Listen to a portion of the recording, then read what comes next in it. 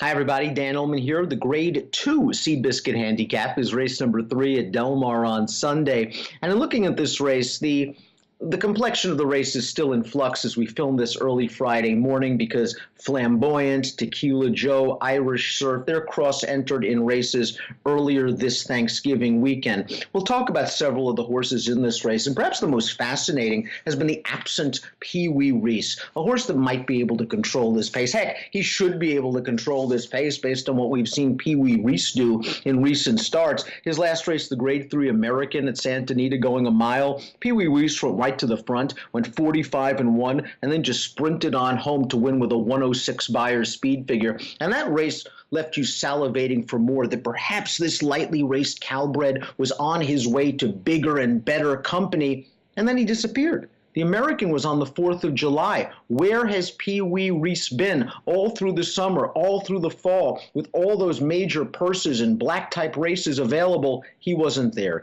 You have to think that something went wrong physically with this horse because you just don't put a sharp horse away for a long time. They can't make you any money. But Pee Wee Reese is back, and he is the controlling pace. I just wonder if this long layoff is something worrisome, something you have to keep in the back of your mind, because with those gaudy Beyers speed figures on his page, you know he's going to take a bit of money. The number 4, He Will, is in this race, and He Will has always hinted at potential. He's a bit of a goofball. He has never really figured out the art of switching leads. He came with a wide run last time out, a race in which he lagged behind near the back of the pack, altered course. He came with a good, strong late run down the center of the track to win it. He just has never really struck me as a horse that can get by against tougher horses because he can be his own worst enemy at times. Now, in this field, especially if there are withdrawals and defections of horses like Flamboyant and Tequila Joe, He Will fits in this race, but he's another horse that you know is going to take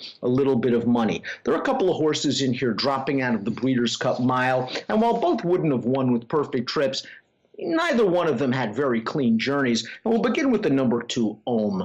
Ohm really had a bad trip in the Breeders' Cup Mile. He was just in and among horses entering the turn. It looked like he was blind switched from the outside and then was sort of locked in a box from the quarter pole all the way down to the 8th pole. His jock, Drayden Van Dyke, tried to get him out in mid-stretch. He really couldn't do it, and he finished with a little bit of interest. The problem with Ohm is that he lacks a winning profile. 20 starts, 5 wins, but winless over the last 2 years. He has found ways to lose races, like the American to Pee Wee Reese when that one scooted away to an easy lead and Ohm chased home, like the Seabiscuit last year where he was the 3-2 favorite and he lost to the well-traveled Ring Weekend.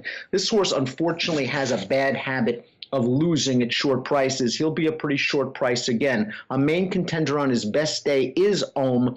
I am a little bit concerned, though, at backing him because he's just not that trustworthy. Mr. Rory was steadied very hard entering the turn of the Breeders' Cup Mile, and it ended up shuffling him back to last on the rail. He didn't really do much running after that. He was a 61-1 long shot that probably wasn't going to win with a perfect trip, but 2 starts back in the Eddie D going down the hill at Santa Anita at 6.5 furlongs, he came with a really strong late run, and he beat Ohm that day, and I feel he beat him on the square. And this mile and a 16th distance shouldn't be any problem for Mr. Rory. When you look at his past performances, it's fairly remarkable. This is a horse that's won major races at 6.5 furlongs at 1.25 miles. You very rarely see that. He draws inside, and don't be fooled by the running line of the last race where he just basically was 10th, 12th, 12th, 13th. He was far, far behind. He has much better tactical speed than that, and he breaks from a very good inside post position, and I think he'll be a pretty square price in the Seabiscuit. I'm going to go with the number 1, Mr. Rory, in this race, hoping that Pee Wee Reese needs a race off the layoff, hoping that Ohm is just Ohm-like in the stretch and finds 1 or 2 better, and that He Will gets to being the goofy He Will that we're used to seeing in the stretch. I'll take a chance with Mr. Rory in the Seabiscuit, and I'll use him over Pee Wee Reese and Ohm. Race number 3 at Del Mar on Sunday is an approximate post time of 1:30 Pacific. Best of luck.